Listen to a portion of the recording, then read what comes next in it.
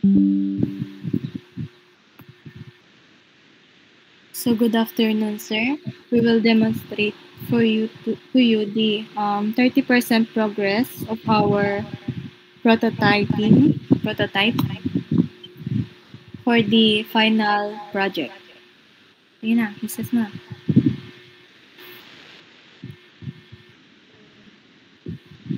This is our login page. We use the top trigger in the login so that we can go in the another page. Tapos, and then we click the email. See this? Oh, see this. Tap. Then pumunta siya sa third page. And then nung click mo na yung email, meron nang magpapakita naman. Then the password, we click the password. Then magkakaroon din siya ng laman, which is nakalagay dito sa fourth page. Tap din yung ginamit nating trigger para gumana siya. And then that. Pipindutin tong login. Then pupunta siya sa next page. Use this tool. Tap trigger. But with auto animated loading. This. Then pupunta siya dito. Ano mag-explain dun sa isa? Sa ano na, parang dashboard ng aming food ordering app. Then we use sliding here. Tapos then yan.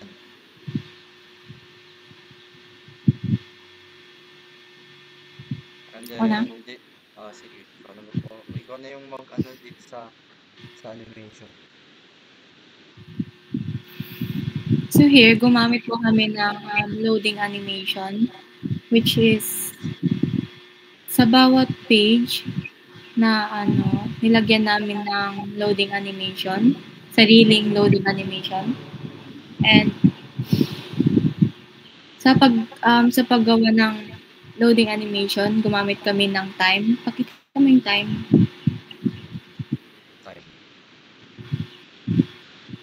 Yung time, tapos yung trigger niya, yung time yung ginamit namin. Tapos sa type naman is auto animation. So here, gumawa din kami ng category, which is yung nilalaman ng dashboard namin. The 4 categories na binebenta sa online e-commerce na yan. And then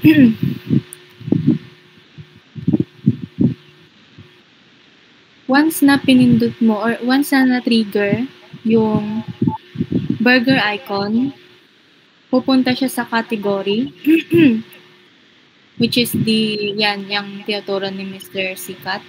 And then, once pinindot ulit yung burger icon, pupunta siya sa list, sa order list, which is yung mga type ng burger na pwedeng orderin. And then, kapag once na napindot ulit yung, or na-trigger ulit yung icon na back icon, babalik ulit siya sa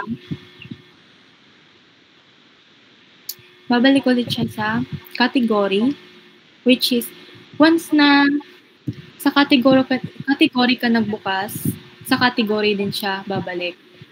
Kapag sa main dashboard ka nagbukas ng categories, doon din siya babalik. So, sa paglagay ng may sariling loading animation din po yung burger icon dyan. So here, i-play mo na.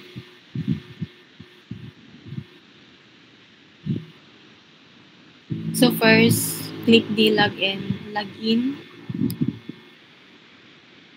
add account and password, email and password, and click the login button. So dito, pag pinindot mo siya, may loading animation din siya. So, try mo. Yan. Tap. So, once nagpapakita niya, tatap niya lang, tapos magpapakita na yung main dashboard niya.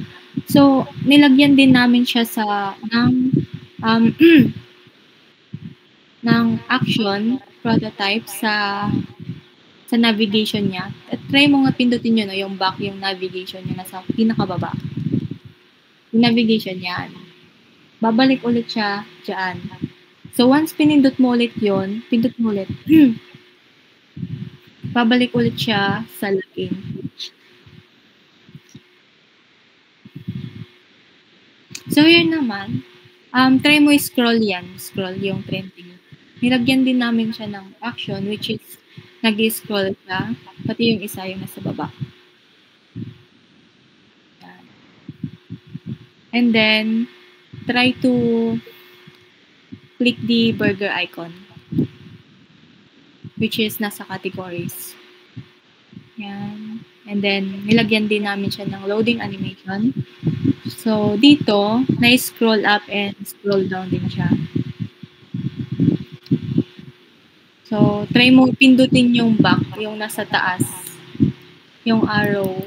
Yan. Pupunta ulit siya dyan sa categories. Yan. Try mo i-back ulit. Tapos pindot ulit. Yan. And then here, sa sa baba, pindutin mo yung category din sa baba. Once pinindot yan, pupunta ulit siya sa categories. Yan. Ay, ikaw na mag-explain nung ano. And then sir, ito na po yung 30 progress ng aming 30% progress na aming 30% ng aming final project. Which is, it contains animation, prototype interaction, or a micro interaction, and the other key pa po na pinakita pa namin. And that's all. Thank you po and bye.